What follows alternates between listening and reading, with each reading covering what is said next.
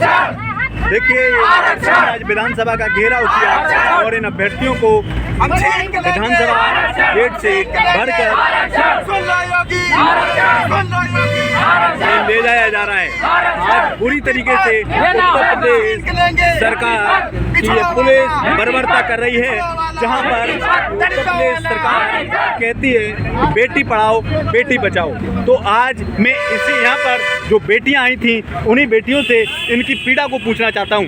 यहाँ पर देखिए हमारी अनेक भारत की बेटियां हैं जो कि आपको यहाँ पर ये नारा दिया जाता है बेटी पढ़ाओ बेटी बचाओ।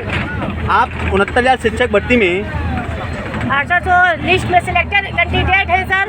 आज हम 2 साल से लिस्ट में नाम आए, 2 साल हो गए हैं, फिर भी हम लोग की नियुक्ति योगी बाबा सरकार नहीं दे रही है। हम लोग की नियुक्ति जनरल को दे दिया गया, हम लोग का हक और अधिकार छीन कर जनरल को दे दिया गया। हम लोग को पिछड़े और दलित होने के बाद दलित पिछड़े, इसलिए हम लोग को आज दर की ठोकरें खा रहे हैं।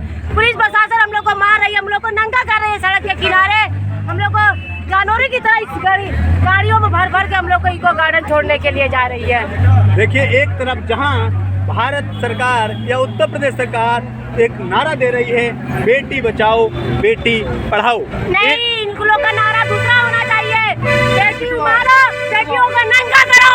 इस भाजपा सरकार में बेटियों को नंगा किया जा रहा है, उनके हक और अधिकार को छीना जा रहा है। या बेटियों पढ़ाओ बेटी पढ़ाओ, इन लोगों का कुछ नहीं है। यहाँ पे आप लोग देख रहे हैं एक नहीं अनेक बेटियां हैं जो कि इस भर्ती में सिलेक्टेड हैं। तो यहाँ पे आप लोग ये भी देख रहे होंगे कि अनेक मतलब पुरुष अभ्यर्थी महिला अभ्यर्थी हैं, इनकी पूरी तरीके से प्रताड़ित करके इनको ले जाया जा रहा है। इन अभ्यर्थियों का केवल दोष इतना है कि ये ओबीसी ऐसी समाज से आते हैं। अगर ये अभ्यर्थी ओबीसी ऐसी समाज से न आते होते तो इनको आप 69,000 शिक्षक भर्ती में आरक्षक पीड़ित अभ्यर्थी हैं, क्या आप पुलिस की कार्रवाई से आज की कार्रवाई से संतुष्ट हैं? पूरी तरीके से एक दुकान का भी हो गया है गोल्ड का। अच्छा, कुछ है नहीं, ऊपर से और खर्चा उनका और हो गया है। अरे उत्तर प्रदेश की सरकार या भारत सरकार या भारतीय जनता पार्टी सरकार का ये नारा है बेटी बचाओ बेटी पढ़ाओ, तो क्या ये नारा आपको सच लग रहा है? बिल्कुल भी नहीं। आप लोग ये भी देख रहे हैं हमारे जो यहाँ पे एक और मतलब एक भारत की एक बेटी आई हुई है, इनसे पूछते हैं आप अपनी पीड़ा बताएं। अरे यहाँ की पुलिस जो सरकार कहती है कि हमारे देश की महिलाएं रात के 12 बजे पूरे जेवर गहने लाद के निकल सकती हैं, उसी पुलिस वालों ने जानबूझ के मेरी इयररिंग देखिए ये कान ये इनके एक कान में एक रिंग एक इनके कान में रिंग है और एक दूसरा कान ये पुलिस वाला छीन के ले गया है। ये पुलिस वाले की गुंडागर्दी है कि जो कि एक भारत की नारी भारत की बेटी के साथ सरेआम जो ये जो इनकी सोने का रिंग है, ये सोने का रिंग ले गई पुलिस वाले। और क्या कहना चाहते हैं आप? भारत यहाँ देखिए ये बदतमीजी, 4 लोगों ने पकड़ा, 4 लोग नोच घसूट रहे थे। अत्याचार की तो सीमा ही पार कर रखी है इन भाजपा सरकार वालों ने। सिर्फ और सिर्फ दूसरों पे आरोप लगाना आता है, खुद तो चोरी करना आता है, गुंडागर्दी करना आता है, मक्कारी करना आता है। इतने गिर गए हैं कि जिनको जरूरत है रियल में उनके आरक्षण की चोरी करके खुद का पेट भर रहे हैं। ऐसे ही भाजपा चोर साले कहेंगे, पूरे चोर मक्कार। आगामी लोकसभा चुनाव में अगर इन्होंने ये नारा दिया बेटी बचाओ बेटी पढ़ाओ, तो क्या मतलब, और फिर क्या आपके पास अगर आपके गांव में अगर जाते हैं लोग तो क्या आप इनका विरोध करेंगी? हाँ, क्यों नहीं करेंगे। वो मतलब ही क्या जाने जिनकी बेटियां नहीं हो, जो देश की बेटियों को अपनी बेटी नहीं समझ सकता, वो कैसे कह सकता है कि बेटी बचाओ बेटी पढ़ाओ? किस हक पे वोट मांग रहे हैं? इसके परिवार ना हो, परिवार नहीं है तो परिवार वाला परिवार का महत्व ही नहीं समझ सकता। कुछ भी हो वो बस लूटना जानता है, क्योंकि उसे बचाना भी नहीं, समझना भी नहीं है। सबको लूट के अपना पेट भरो, स्विच बैग में बंद जमा करो और यहाँ को कंगाल करो, बस यही इनका काम है। मैडम आप जो आरोप लगा रही हैं कि इनके परिवार नहीं तो ये क्या जाने दर्द, तो ये दोष आप उत्तर प्रदेश के मुख्यमंत्री महोदय पे लगा रही हैं या भारत के प्रधानमंत्री महोदय पे? लगा रही हूँ, दोनों पे ना। मुख्यमंत्री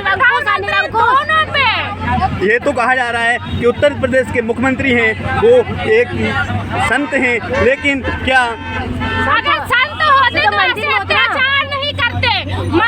मंदिर में सारा लूट लाट के मंदिर में ले जा रहे हैं ताकि टैक्स की भी चोरी कर सके। टैक्स की चोरी करने के लिए मंदिर के पुजारी को प्रवक्ता का अधिकार और नियुक्ति शिक्षा के लोगों को घोटाला करके पुजारियों को दे रहे हैं, जिनका ना शैक्षणिक स्तर है ना कोई स्तर है। पूजा करके क्या कर लेंगे? देश का भविष्य सुधार लेंगे? अगर देश का भविष्य पूजा पाठ मंदिर में से चलता होता तो भारत अब तक कब का सदगुरु बन गया होता। अच्छा, एक बात और मैं पूछना चाहता हूँ कि जो आगामी जो लोकसभा चुनाव है, आगामी लोकसभा चुनाव में अगर ओबीसी एससी समाज के इन अभ्यर्थियों के साथ न्याय नहीं हुआ तो आप अभ्यर्थी सब मिलके क्या डिसीजन ले सकते हैं? हमारा बस चले तो जो इंदिरा गांधी के साथ हुआ था, हम योगी और मोदी दोनों के साथ वही करेंगे। हम अपने परिवार को मर मिट देंगे, लेकिन उनको भी मिटा के ही छोड़ेंगे। देखिए, हालांकि इन्होंने बहुत बड़ी बात कही है। इन्होंने कहा था इंदिरा गांधी, दूसरे वे में इस बात को देख रहे हैं, इंदिरा गांधी प्रधानमंत्री होते हुए चुनाव हार गई थी। तो इनका कहने का मतलब है कि अगर यही उत्तर प्रदेश के ओबीसी एससी आरक्षण पीड़ित अभ्यर्थियों के साथ न्याय नहीं किया गया तो माननीय प्रधानमंत्री महोदय, आप भले ही बनारस से अगर चुनाव लड़ेंगे तो बनारस में भी आपकी जमानत जब्त हो सकती है। यही ओबीसी एससी के बनारस में क्या, जिस समय मोदी और योगी थे उस समय बनारस से मैं ग्रेजुएशन कर रही थी। मोदी और योगी दोनों वहाँ प्रेजेंट थे और महिला त्रिवेणी हॉस्टल में पुलिस वालों ने घुस के लड़कियों को मारा था। ये है उनका राज। तो दोस्तों, आप देख रहे होंगे कि इस भारतीय जनता पार्टी की सरकार में जो ओबीसी एससी समाज के अभ्यर्थी हैं, इन्होंने अपनी जायज मांग लेके जब ये उत्तर प्रदेश के मुख्यमंत्री महोदय, उप मुख्यमंत्री महोदय के पास जाते हैं या तो इनको घसीटा जाता है, रौंदा जाता है, प्रताड़ित किया जाता है।